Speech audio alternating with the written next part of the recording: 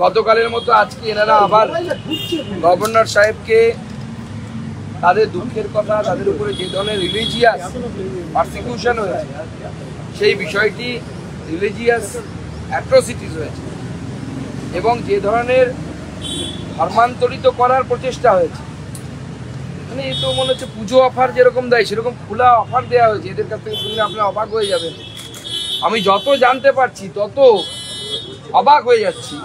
এদেরকে গিয়ে ওই গুন্সরা অফার দিয়েছে যে তোমাদের স্বামীদেরকে মেরে কেটে গঙ্গায় ভাসিয়ে দিচ্ছি, তোমরা আমাদের সাথে চলে এসো, ইসলাম ধর্ম গ্রহণ করো। ভাবুন এ কি ধরনের মানসিকতা। এখনো এই মানসিকতায় যদি কেউ থাকে যে অন্য ধর্মের মানুষ হলে তাকে মেরে ফেলতে হবে আর তার বাড়ির স্ত্রী মেয়েদেরকে গনিমতের মাল হিসাবে ব্যবহার করতে হবে, আমি অনুরোধ করব যারা আমাদের এই রাজ্যে এবং এই দেশে ইসলাম ধর্মের নেতা আছে তাদেরকে অনুরোধ করবে এগিয়ে আসার জন্য। যারা এই ধর্ম আচরণের নামে এই ধরনের কথাবার্তা বলছে সেটা ধর্মসিদ্ধ কি ধর্মসিদ্ধ নয় আপনারা একবার বলবেন জনগণের সাথে। কারণ না হলে এইভাবে যদি ধর্মীয় কারণে যদি এই ধরনের অ্যাটাক হয় অত্যন্ত চিন্তা। কি করছে এনারা প্রত্যেকে একটা দাবি সবার আগে করেছেন, সেটা হচ্ছে ওই এলাকায় বিএসএফ ক্যাম্প প্রয়োজন। বলছে পুলিশকে নাকি ওরা মানেই না।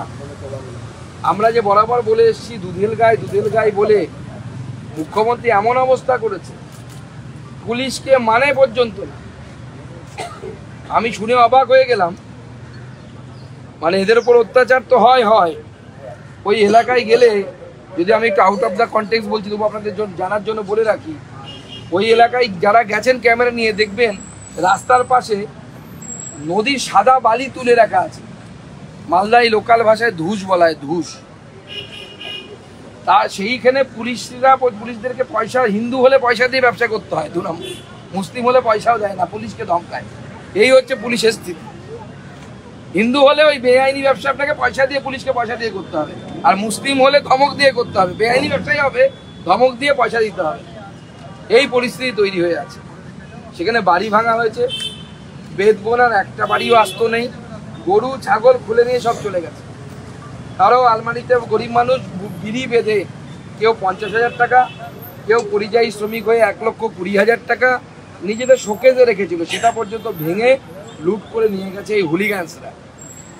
আমরা 5টা দাবি মোটামুটি রেখেছি। তার মধ্যে 1 নম্বরে হচ্ছে বিএসএফ ক্যাম্প। এনারা বলেছেন বিএসএফ ক্যাম্প সবার আগে স্থায়ীভাবে সেখানে রাখতে হবে, কারণ পুলিশকে এই গুন্সরা, এই মুসলিম গুন্সরা ভয় পায় না। পুলিশকে মাঝে মাঝে মারে, বলছে পিটিয়েছে, মেজবাবু না বড়বাবুকে কাউকে পিটিয়েছে। ওইখানে জলের মধ্যে বিষ মিশিয়ে দেওয়ার অভিযোগ করেছেন এনারা। চাল যে বাড়িতে ছিল, যেটা খেতে না পারে, রান্না করতে না পারে, সমস্ত চাল নিয়ে মাটিতে ছড়িয়ে দেওয়া হয়েছে।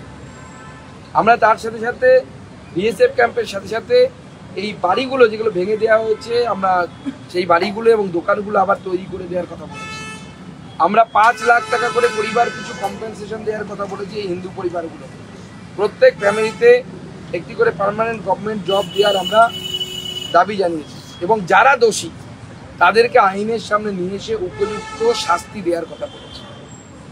আজকে অবাক লাগছে, 2 জন মানুষ, জলজ্যান্ত মানুষ, তারা খুন হয়ে গেল, হরগোবিন্দ দাস আর চন্দন দাস। কেন খুন হলেন? প্রথমে চোপানো হলো কারণ তারা হিন্দু, তারা সিপিএম করতেন, বিজেপি করতেন না, কিন্তু ছেড়ে দেওয়া হয়নি, সেকুলার পার্টি করতেন। চোপানো হলো, তারপরে অ্যাম্বুলেন্স ঢুকতে দেওয়া হলো না। যখন জেলা প্রশাসন থেকে অ্যাম্বুলেন্স পাঠানো হয়েছিল যে যাতে হসপিটালে করে মারা হতো না, যে ভয়ঙ্কর দৃশ্য, ভিডিওটা আমার কাছে আছে, রক্তাক্ত অবস্থায় পড়ে আছে। এই ধরনের মধ্যযুগীয় বর্বরচিত আচরণ, এবং পুলিশ 2 জনকে নাকি গ্রেপ্তার করেছে। আমরা তাদের সর্বোচ্চ শাস্তি চাইছি, ফাঁসি। এই ভয়ঙ্কর পরিস্থিতির জন্য দায়ী কে? আমরা মাননীয় রাজ্যপালকে বলেছি, মাননীয় রাজ্যপাল আশ্বস্ত করেছেন তিনি এনাদের পাশে থাকবেন, এই ভিকটিমদের পাশে থাকবেন। এবং উনি কালকে যাবেন, উনি রিফিউজি ক্যাম্পেও যাবেন এবং তার সাথে সাথে বেদবোনা এবং অন্যান্য যে অঞ্চলগুলো যেখানে দাঙ্গা হয়েছিল, যেখানে বাড়িঘর ভাঙা হয়েছে, সেই জায়গাতেও মাননীয় রাজ্যপাল গিয়ে দেখবেন। বাংলার এই পরিস্থিতি বাংলাকে বাংলাদেশ বানানোর জন্য যে মুখ্যমন্ত্রী যে চেষ্টা করছেন, তাতে তার সফলতার জন্য তাকে আমরা মোবারকবাদ জানাচ্ছি।